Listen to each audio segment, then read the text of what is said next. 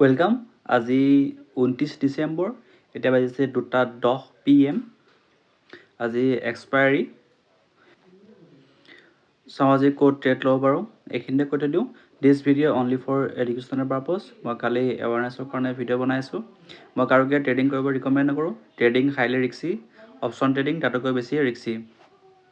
গতিকে প্ৰথমতে চাওক, বুজক, শিকক, এনালাইচিছ কৰক, তাৰপিছত ট্ৰেডিং কৰিব, ইকুইটি কৰিব, ইনভেষ্টমেণ্ট কৰিব, তাৰপিছত অপশ্যন ট্ৰেডিং কৰিব। অপশ্যন ট্ৰেডিং হাইলি ৰিক্সি হয়। এতিয়া চাওঁ ক'ত মই ট্ৰেড ল'ব পাৰোঁ।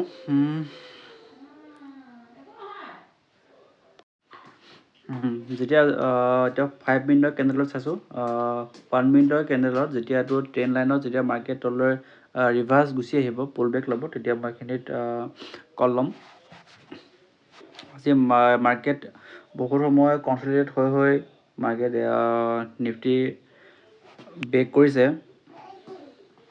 চাওঁ যদি আকৌ এনেকৈ ৰিভাৰ্ছ গুচি আহি ট্ৰেণ্ড লাইনত আশে পাশে যদি পুল বেক ল'লে, তেতিয়া মই এইখিনি কল লৈ ল'ম। 200 কোৱান্টিটি ল'ম। মই এটা টাইপ কৰি থৈ দিছোঁ 18,100 CE2। এইটোত লিমিট লগাই দিছোঁ।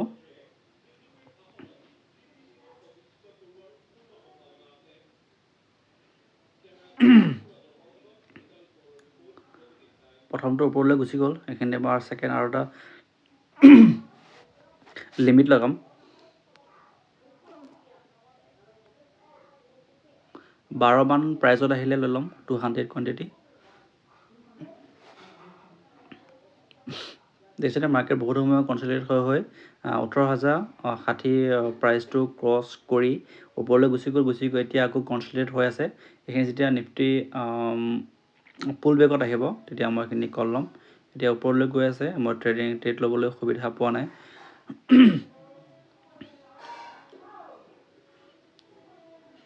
এতিয়া আজি 200 কোৱান্টিটি ল'ম। 18,100 CE।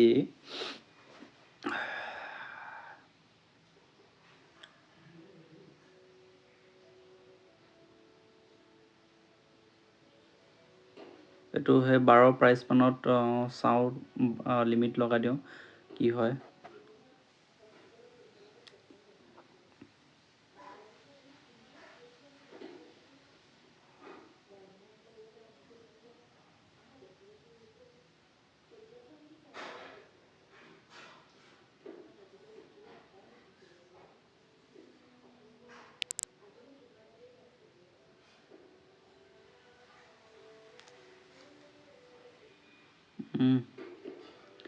বাৰটো এতিয়ালৈকে 12.35 এক্সিকিউট হোৱা নাই এতিয়ালৈকে, দিছেনে?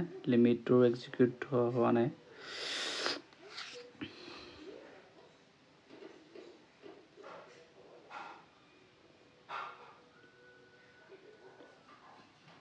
এক্সিকিউট নহয়, এতিয়া 16, 17 এনেকৈ দিছেনে? কিমান ওপৰলৈ গুচি গ'লগৈ, অলপৰ কাৰণে মই এইটো এক্সিকিউট নহয়, এতিয়া 18, 19 পালেগৈ, দেখিছে? কিন্তু মই এতিয়া এইখিনিতে ট্ৰেড নলওঁ, যিহেতু অভাৰ গুচি গ'লগৈ। আকৌ ট্ৰেণ্ড লাইনত আকৌ যদি পুল বেক আহে তেতিয়াহে ল'ম। এতিয়া যদি এইখিনিত লৈ লওঁ, কাম নহ'ব, কাৰণ এই অভাৰ জাপ মাৰি লাভ নাই।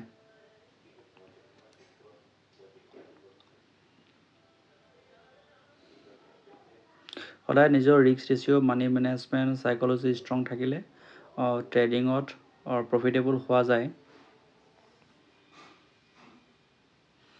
নিজৰ প্ৰপাৰ এছ এল ল'ব লাগিব, নিজৰ ৰিস্ক মেনেজমেণ্ট থাকিব লাগিব, যে মই ইমান টকা ৰিস্ক ল'ম, তাতকৈ আৰু বেছি আজি ৰিস্ক নলওঁ।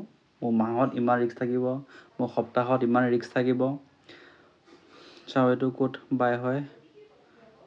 12.30.35ত লগাই থৈছোঁ এইটো। এইটো লিমিটটো এক্সিকিউট হৈ গ'ল। তোমাৰদম এছ এল লগাই লওঁ। এছ এল 5 পইণ্ট থাকিব, আৰু মোৰ টাৰ্গেট থাকিব 100, 10 টাৰ্গেট থাকিব 10, আৰু এছ এল থাকিব 5। মানে মোৰ 1000 টকা লছ আৰু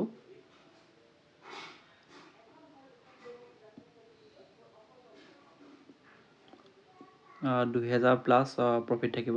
চাওঁ কি হয়।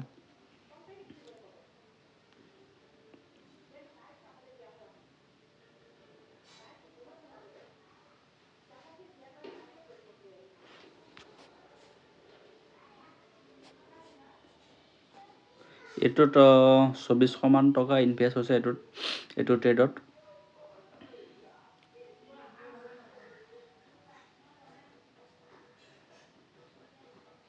এক্সপায়াৰী দিনাখন মানে কম হেৰিতে ট্ৰেড পোৱা যায়, মানে কম প্ৰাইজতে ট্ৰেড পোৱা যায়।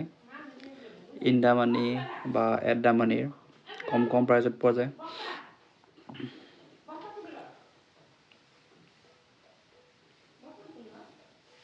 এইটোত কেপিটেল অনলি 2400 টকা কেপিটেল ইউজ হৈছে এইটোত।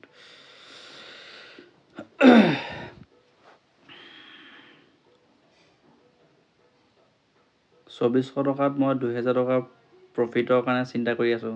2400 টকা লগাই আৰু লছ থাকিব 1000। তো চাওঁ কি হয়।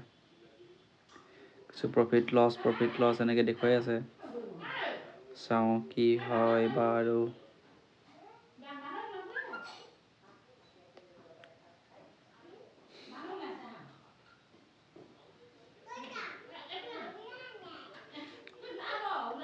এনেকুৱা ট্ৰেণ্ড লাইনত মাৰ্কেট পুল বেকত আহিলে ওপৰলৈ যায় সচৰাচৰ। আৰু আজি এক্সপায়াৰী মাৰ্কেটে কি কৰে ঠিক নাই, হয়তো বুম আহি যাব পাৰে, ক'ব নোৱাৰি।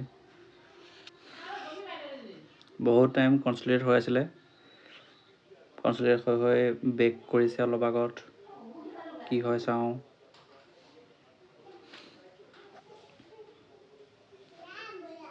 মানে কনচলিডেট হৈ থাকিলে যেতিয়া বুম আহে তো হাই বুম আহে।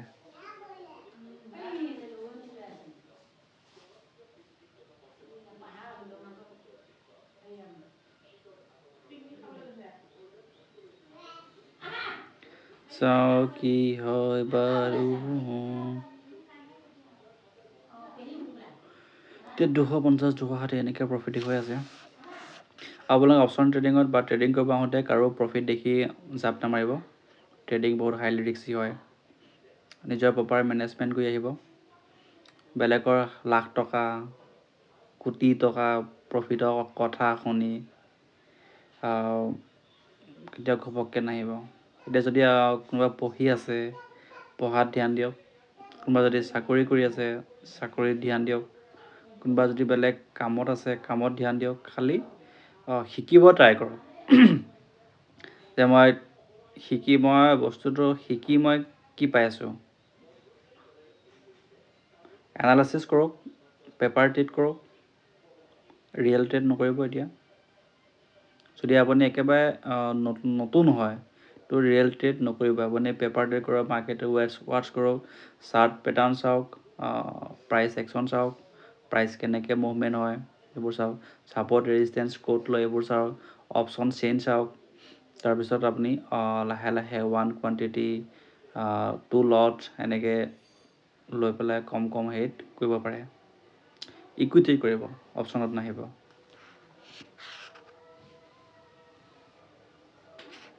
আৰু নিজৰ এক্সপিৰিয়েঞ্চটো বহুত ইম্পৰ্টেণ্ট। আপুনি মাৰ্কেটত যিমান এক্সপিৰিয়েঞ্চ কৰিব সিমানে আপোনাৰ কাৰণে লাভ হ'ব।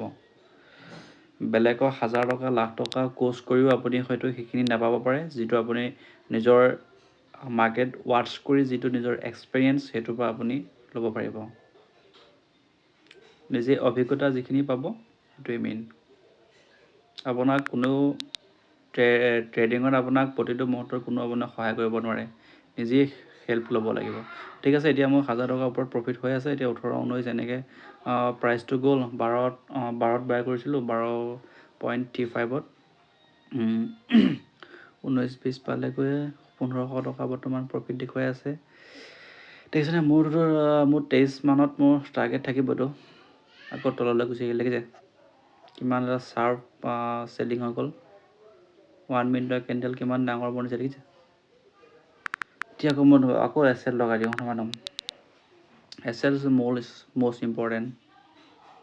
এছ এলে আপোনাক মাৰ্কেটত টিকি থাকিবলৈ আপোনাক সুবিধা দিব।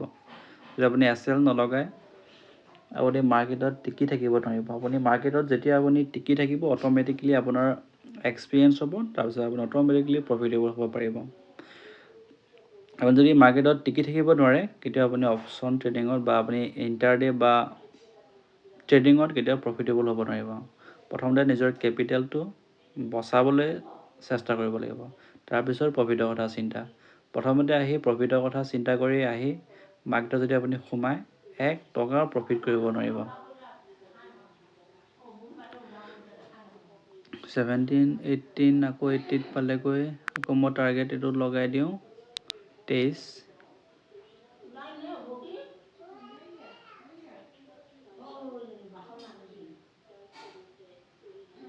চাওঁ কি হয়। য়েছ, টাৰ্গেট লগাই দিলেতো কি হয় বাৰু।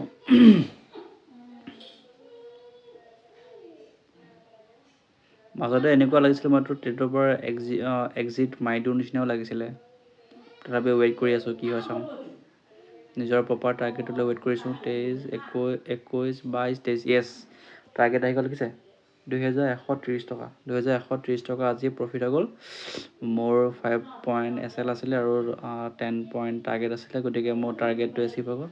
যে কেনেকৈ পুল বেক আহি ওপৰলৈ গুচি গ'ল। গতিকে আজি আৰু ট্ৰেড নকৰোঁ। এতিয়া লাগিলে এইটো লাগিলে 100 পাক 200 পাক কোনো কথা নাই, মোৰ টাৰ্গেটটো আহি গ'ল। গতিকে আজি ক্ল'জ কৰি দিলোঁ, ইয়াতে সন্তুষ্ট। তো ঠিক আছে, তো থেংক ইউ।